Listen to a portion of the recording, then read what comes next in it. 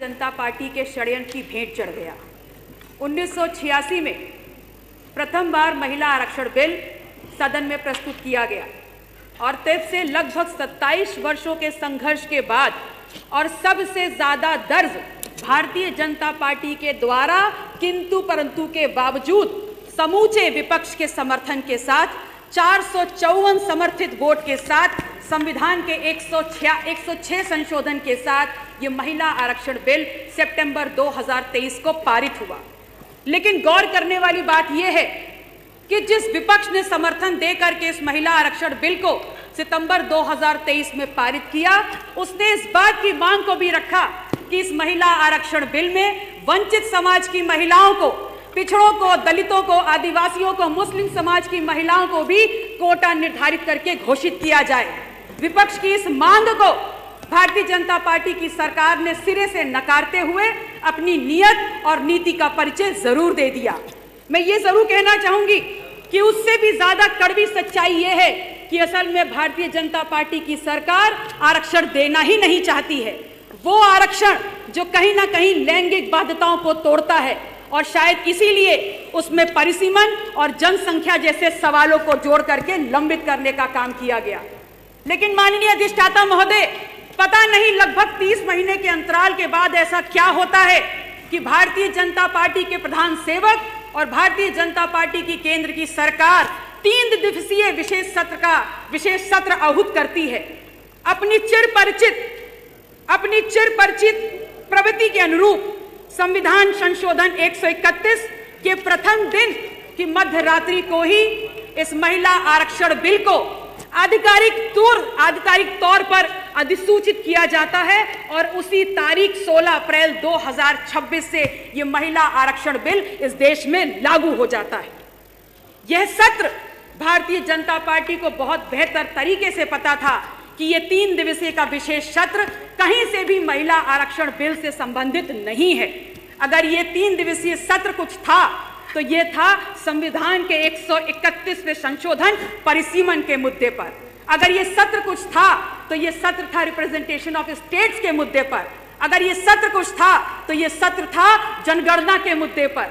Bharatiya Janata party इस बात को भली भांति जानती थी कि यह संशोधन किसी भी स्थिति परिस्थिति में आप पारित नहीं करा पाएंगे और इसीलिए इस सदन उस सत्र के खत्म होते होते रोना रट्टा मचाते हुए महिला आरक्षण बिल के झूठे नकाब को पहना करके तमाम विपक्षी पार्टियों, तमाम विपक्षी नेताओं के खिलाफ प्रधान सेवक और जिन जिन राज्यों में भारतीय जनता पार्टी की सरकारें हैं वहां पर आपने बिना मांगी हुई आपने सफाई देने का काम किया, निंदा प्रस्ताव लाने का काम किया, सड़कों पे अराजकता फैलाते हुए आपने प्रदर्शन करने का काम किया। यहां तक कि अनावश्यक आपने पुतला दहन का, आत्मघाती पुतला दहन के कार्यक्रम का आयोजन भी किया, जो कहीं ना कहीं आपकी चोर की दाढ़ी में तिनका होने का प्रखर सबूत प्रस्तुत करता है। मैं आपसे कहना चाहती हूं कि मणिपुर जल रहा है, महिलाएं निर्वस्त्र गिरी जा रही हैं, वहीं केन बेतवा प्रोजेक्ट का विरोध महिला इसी देश की आधी आबादी चिताओं पे बैठकर कर रही है। इसी देश में महिला पहलवान सड़कों पर प्रदर्शन कर रही थी। इसी देश में एलपी सिलेंडर की कीमतें बढ़ते हुए, एलपी सिलेंडर की मांग बढ़ते हुए समस्त मजदूर अपने प्रदेशों को पलायन करने को मजबूर हैं। लेकिन अगर आप देखेंगे गौर से तो इन तमाम घटनाक्रम के बीच में हमारे देश का प्रधान सेवक गांधी जी के बंदर बने बैठे हुए हैं। वो कहीं झालमुरी खा रहे हैं तो कहीं फोटोग्राफी कर रहे हैं, कहीं बच्चों के साथ फुटबॉल खेल रहे हैं। ये कैसा प्रधान सेवक है इस देश का जिसकी पॉलिटिकल पिकनिक खत्म ही नहीं हो रही है और आपके सामने यकायक ये महामानव अवतरित होते हैं तब जब 3 दिन के सत्र के बाद आपके कुत्सित मंसूबों को समूचा विपक्ष धराशायी करने का काम करता है। आप आते हैं, आप अवतरित होते हैं हमारे सामने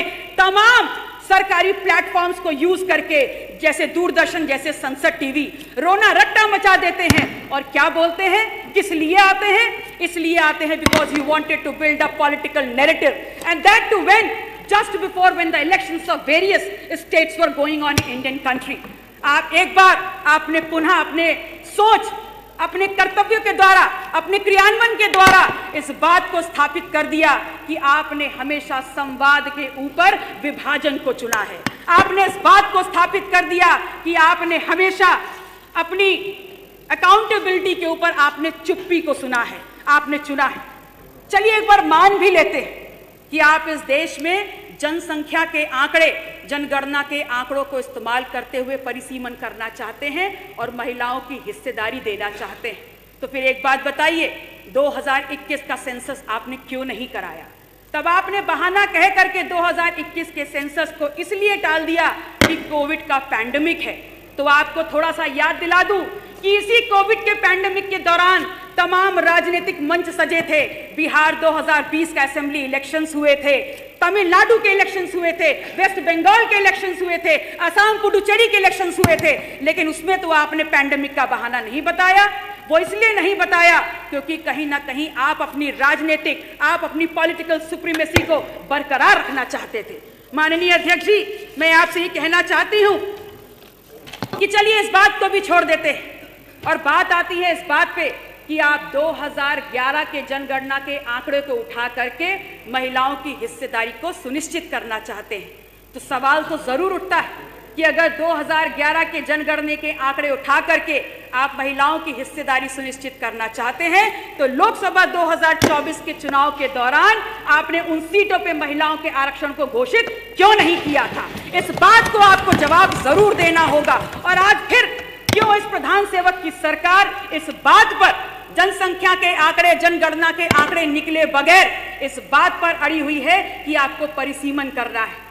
वो प्रधान सेवक, वो भारतीय जनता पार्टी की सरकार जो रातों रात इस देश में धारा 370 लागू करती है, वो भारतीय जनता पार्टी की सरकार जो रातों रात नोटबंदी लाती है, वो भारतीय जनता पार्टी की सरकार जो रातों रात लॉकडाउन लाती है, वो भारतीय जनता पार्टी की सरकार जो रातों रात जीएसटी लाती है, वो भारतीय जनता पार्टी की सरकार जो रातों रात 10% ईडब्ल्यूएस लाती है, वो भारतीय जनता पार्टी की सरकार जो रातों रात यूजीसी इक्विटी रेगुलेशन 2026 को सुप्रीम कोर्ट के षड्यंत्र में फंसाने का काम करती है, वो इस देश की जनता के सामने रो रो कर कहती है कि हम असहाय हो गए। कंक्लूड करने की कोशिश करें, 8 मिनट होने वाला है। 2024 लोकसभा में 33% आरक्षण देते तो 181 सीटें महिलाओं को मिलती और पुरुषों से भरी भारतीय जनता पार्टी की राजनीति विद्रोही हो जाती। तो ऐसे में आपने महिला आरक्षण को किनारे रखते हुए पुरुषों के अनडिक्लेयर्ड 8 मिनट हो गए, अक्षुण रखा, इंटैक्ट रखा। 2024 में लोकसभा में ही अगर आपको 400 पार के नारे वाला आपका जो रथ था वो 240 पर सिमट गया और 2029 में आपके इन्हीं आंकड़ों की पुनरावृत्ति। धन्यवाद पल्लवी पटेल जी आपका। माननीय मंत्री श्रीमती रजनी तिवारी जी, पॉलिटिकल रिजर्वेशन सुनिश्चित करने, माननीय मंत्री श्रीमती रजनी तिवारी जी, करते हुए आपने इस देश की करेंसी की, पल्लवी पटेल जी बहुत बहुत धन्यवाद आपको।